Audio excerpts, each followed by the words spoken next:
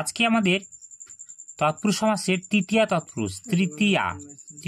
তৎপুরুষ সমাসটা আমরা আজকে ক্লাস করে দেখাচ্ছি।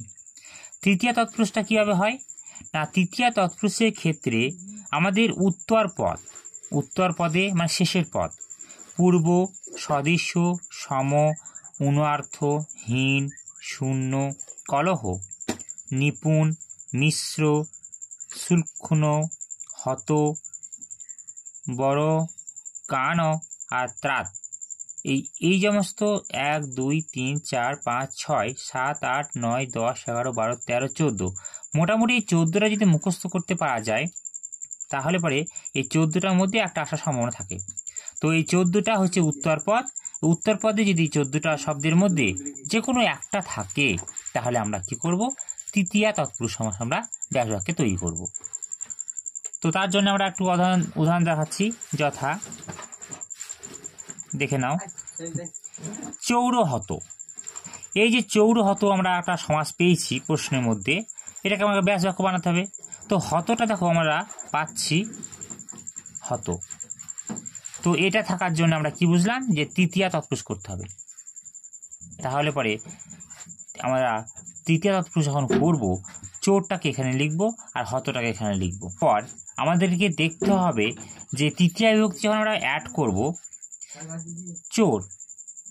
চোর শব্দে লাস্টে কি আছে না, রয়ে কিন্তু আমাদের অস্বরবর্ণ রয়েছে। এখানে আমি সাইডে দেখাচ্ছি, অস্বরবর্ণ থাকলে পরে তৃতীয় বিভক্তিতে সঙ্গে না চোরের সঙ্গে, তাহলে লাস্টে অর্থাৎ শেষে যদি অ থাকে তাহলে এন যোগ করতে হয়। তাহলে চোর থেকে চৌরেন ন হত, চোর থেকে চৌরেন হত হয়েছে। তো এখানে কেন চৌরেন হত হলো, তার কারণ দেখবে ন শব্দে কি হয়, রয়ে অ থাকে, ফল শব্দে ফলেন হয়, ঠিক তেমনি চোর শব্দে চৌরেন হয়েছে। আরেকটা দেখা যাক বিদ্যাহীন, দয়াহীন। হীন থাকলে কি হয় দেখে নাও, হীন থাকলে মুখস্থ করতে হচ্ছে, তার তৃতীয় বিভক্তি তোমাকে এখানে জুড়তে হবে, তৃতীয় বিভক্তি জুড়বো আর এখানে বিদ্যা, এখানে হীন লিখবো। কিন্তু এই আটা যখন থাকবে এখানে দেখে নাও, আটাকে অন্তস্থ একা করতে হবে। কেন করতে হবে, বিদ্যা হচ্ছে কাশ মতন, লতা শব্দের মতন, তাই লতাতে তৃতীয়াতে হয় লতয়া, তার জন্য বিদ্যা শব্দে হবে বিদ্যয়া, তাই আটা হচ্ছে অন্তস্থ আকারে রূপ পাচ্ছে, অর্থাৎ এটা বিভক্তিকে অ্যাড করছি। এটা হচ্ছে তৃতীয়া। যদি আমাদের অ থাকে তাহলে এন যোগ করব, যদি আ থাকে তাহলে অন্তস্থ আ যোগ করব। তারপরে দেখো পরবর্তী সমাসে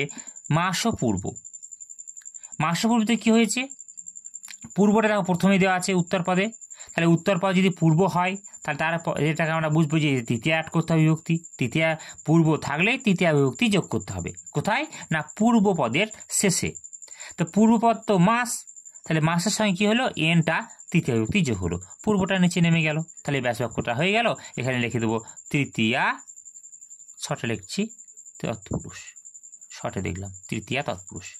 এবার এখানে যে মাস দেখাচ্ছে না, মাসটা তো মূল শব্দ, তো দন্তের সাথে তো অ আছে, তাহলে অ থাকলে কি হবে, আগেই বলেছিলাম এন হবে, তার জন্য এন হয়ে গেছে।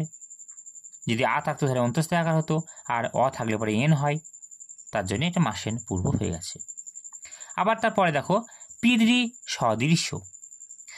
সদৃশ্যতে সদৃশ্য তো এখানে সেকেন্ডে রয়েছে সদৃশ্য, তাই সদৃশ্য তৃতীয় বিভক্তি, তাই তৃতীয় বিভক্তি এখানে যোগ করতে হবে, সদৃশ্যটাই লিখে রাখতে হবে। আর পিতৃতে পিত্রা হয়, পিতৃ শব্দের তৃতীয়া হচ্ছে পিত্রা, কারণ এখানে দেখে নাও রি থাকলে পরে আ যোগ করব, তাহলে পিতৃতে লাস্টে হবে পিত্রা। তেমনি ঠিক এখানে দেখে নাও ময়াটা তৃতীয়া অলরেডি রয়েছে, তাই ময়াটাই হবে। এই যে রয়ে ও আছে না, এই ওটা হবে দন্তের সঙ্গে আ। আর খণ্ডত্ব থাকলে পরে লাস্টে যদি খণ্ডত্ব, ধরো এখানে খণ্ডত্ব রয়েছে, তাহলে খণ্ডত্ব থাকলে কি হবে না তয় আকার হয়ে যাবে। আবার লাস্টে যদি এখানে দন্তানো থাকে তার দন্তনে আ হয়ে যাবে। তাহলে মোটামুটি এইগুলোর মধ্যেই তোমাদের তৃতীয় তৎপুরুষ পরীক্ষায় কিন্তু এসে যায়।